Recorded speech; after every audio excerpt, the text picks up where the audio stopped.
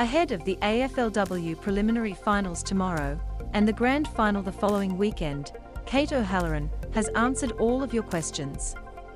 Which teams are left standing after qualifying finals?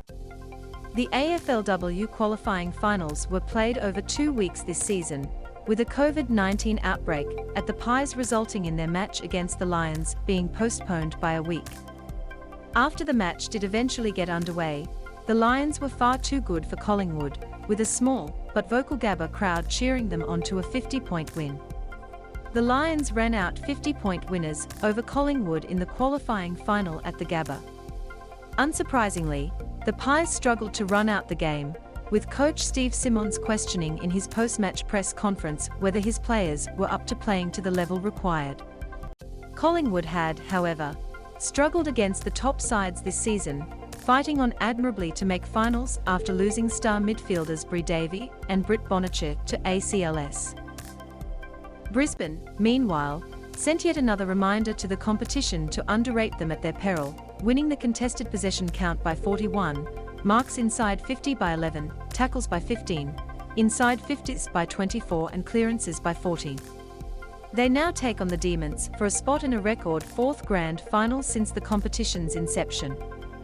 Over at Arden Street Oval, the Dockers comfortably accounted for the Kangaroos in a match many predicted would be closer than the 38-point final margin. Fremantle have been excellent on the road all year, winning all 4 games on the road in Melbourne. It marked the second consecutive qualifying final loss for the North Melbourne Tasmanian side, who had beaten the Dockers earlier in the season in Hobart, and would have fancied themselves at their Victorian home base.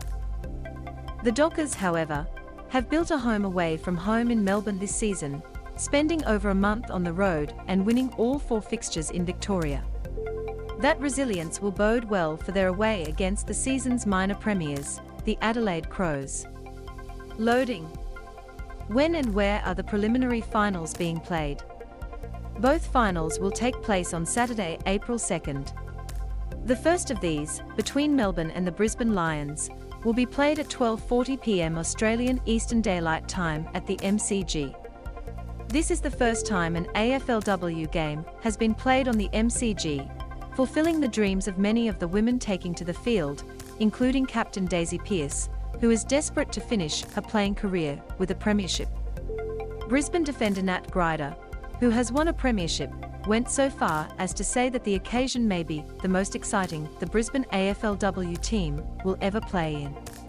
It'll be something a lot of the girls will never forget, Grider said. The preliminary final between Melbourne and Brisbane will be the first AFLW game played at the MCG. For a bit of trivia, a number of AFL women's exhibition games have been played on the MCG, but there has not been an AFLW game played on the hallowed turf. The second preliminary final, between Adelaide and Fremantle, is taking place in Adelaide directly after that game finishes, at 2:10 p.m. Australian Central Daylight Time, that's 11:40 a.m. Australian Western Standard Time in the West. The Crows will host the Dockers at Adelaide Oval, the site of multiple AFLW Grand Finals, and the ground where they lost last year's Grand Final to Brisbane. Daisy Pearce captained the Demons side in the 2013 AFL Women's Exhibition game. How much does entry cost, and do you need to purchase tickets? Both games boast free entry thanks to an AFL sponsorship deal. Tickets do not need to be pre-purchased for the Adelaide v Fremantle preliminary final, but patrons attending the MCG need to register here for their free tickets before the match. Will there be with AFL men's fixtures? The AFL has cleared room in the men's fixture for the AFLW preliminary finals, with the first Saturday AFL game taking place at 4:35 p.m. Who wins the final between the Demons and Lions at the MCG? Loading. This game looms as a classic, with the last 2 contests between these sides decided by a kick after the siren. The most recent of these, played last month, saw the Demons trailing 22-0 late in the first half, before storming over the top of the Lions. The Demons and Lions have met 5 times across the history of the competition, with Melbourne victorious on 4 of those occasions. Those victories, however, have all come in the regular season, with the two sides never having met in a final. Melbourne Demons. Melbourne, like Adelaide, are coming off an extended break after finishing second on the ladder. This season of AFLW is rumoured to be Daisy Pearce's last. This earned them automatic qualification through to the preliminary final, as well as the right to host. The D's wouldn't, however, have been banking on such a long layoff, having last played against Carlton on March 12. The break could pan out either way. The Demons may come into the game with the refresh they needed or be caught out with a lack of match fitness and halted momentum. Taylor Harris looms as a potential match winner against her old side. The last time these two teams met, she took an equal AFLW record of 7 contested marks, kicking 2.2 from 13 disposals. Taylor Harris had a day out last time the Demons and Lions played, with 7 contested marks and 2 goals.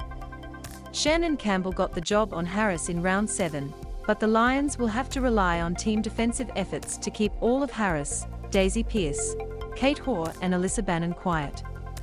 Pearce also looms as a game-breaker, if not for her on-field efforts so much as her capacity to inspire her teammates. With the competition now in its 6th season, the Demons boast a 71% win percentage from 49 games, but are yet to make a grand final. Pearce, more than anyone, will be driven by the pain of so many near misses. Can she haul her side across the line? Karen Paxman will play her 50th game for the Demons this weekend. The final also marks midfielder Karen Paxman's 50-game milestone. Over an outstanding career, Paxman leads the club in all of disposals, tackles, clearances, score involvements, meters gained, contested possessions, uncontested possessions, inside 50s, rebound 50s and intercepts. Brisbane Lions. The Lions are less reliant on star players than their team-first attitude. When Brisbane defeated Adelaide for the 2021 AFLW Premiership, I described it as a case of a champion team beating a team of champions. The cliché referenced a letter Emily Bates had sent to the Lions fan base in the lead-up to the Against the Crows. This is not to say that Brisbane does not have individual star power. Bates, ironically, is perhaps the best example. The two-time All-Australian has taken her game to the next level this year, clinching the AFL Coaches Association award ahead of the Crows and Hatchard. Incredibly, she earned votes in all but one match this season, averaging 21.7 disposals, 10.6 contested possessions, 5.6 clearances, and 6.9 tackles. Coach Craig Starcevich went so far as to describe her, and her relentless professionalism, as the epitome of the Brisbane Lions in how she prepares and how she plays. Emily Bates claimed the AFL Coaches Association award this season.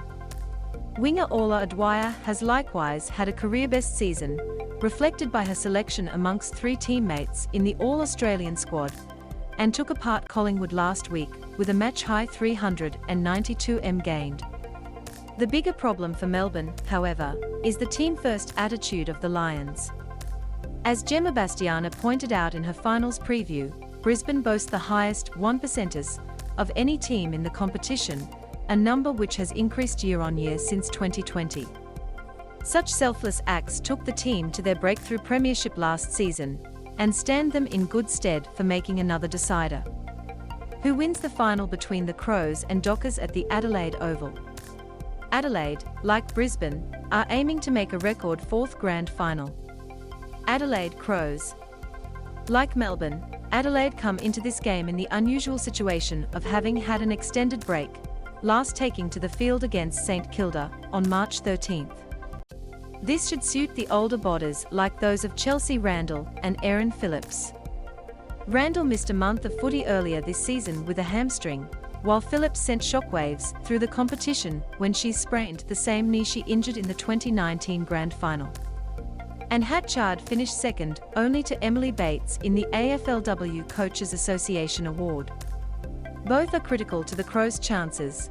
Phillips loves the occasion of the final stage, while Randall is the heart and soul of the club, and will be desperate to be there if her side make the decider, after missing last year with concussion.